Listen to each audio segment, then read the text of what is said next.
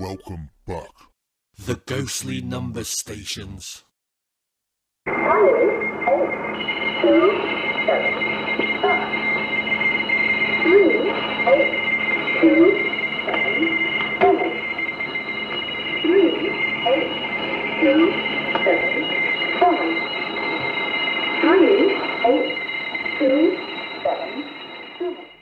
There are two kinds of dedicated radio listeners. Most are those who are often tuned into their FM or AM station of choice, or to a station that's only broadcast on the internet. The rest are dedicated to other frequency scales like high frequency, which is also known as shortwave, followed by very high frequency, and then after that, the ultra high frequency range, which includes police scanners and even satellite signals. Shortwave listeners encounter a world of mostly international radio stations, broadcasting from countries like China, Cuba, Iran or Romania. These frequencies also include amateur radio and marine and air traffic signals. Sooner or later, those who listen to these more offbeat signals will stumble across strange broadcasts repeating number groups in digitally synthesized voices. Sometimes they are read live, sometimes in Morse code, and sometimes by means of digital noise transmission. These are the so-called number stations. Number stations have been in existence since World War I.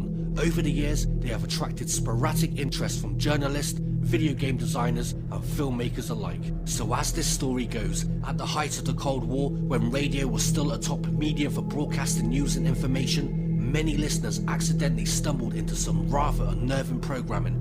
These creepy broadcasts would typically begin with a strange melody or several beeps and were followed by the voice of a woman or a child reciting seemingly random numbers. 3827.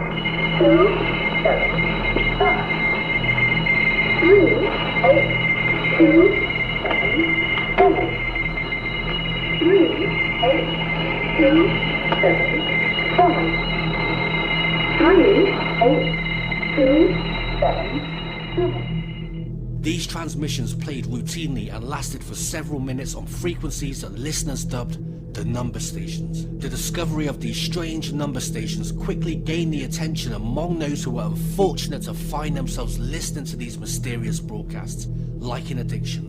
The ghostly broadcast also spawned a fringe of group radio listeners dedicated to solving the mystery of who was sending out these broadcasts and why. Each number station they discovered was given a name depending on the nature of its broadcast. Among the most well known were the Nancy Adams Susan, the Gong Station and the Lincolnshire Poacher. They were all uniquely bizarre in their own way, spurring a number of creepy stories about who could possibly be behind them. It wasn't until the 1980s that amateur sleuths tracking these number stations hypothesized that the mysterious broadcasts were actually coded messages used in espionage operations across the globe. This idea has been supported by figures like Rupert Allison, an author who specializes in espionage and who writes under the pen name Nigel West. Rupert Allison said, "Nobody could possibly find a more convenient and secret way of communicating with an agent.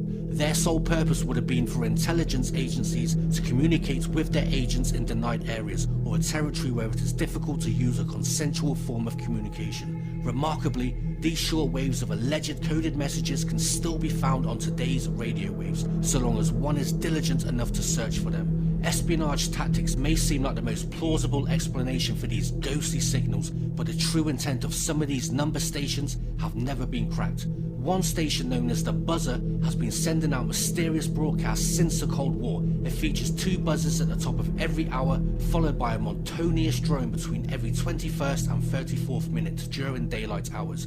A voice follows, reading a string of numbers, words or names in Russian like Anna, Nikolai, Ivan and Roman. It was initially believed that the broadcast was set up by Soviet authorities, but after the collapse of the Soviet Union, the strange radio broadcasts only became more active. To this day, nobody knows who started it, what it's all about, or why it continues. So the true, scary story of the number station goes on.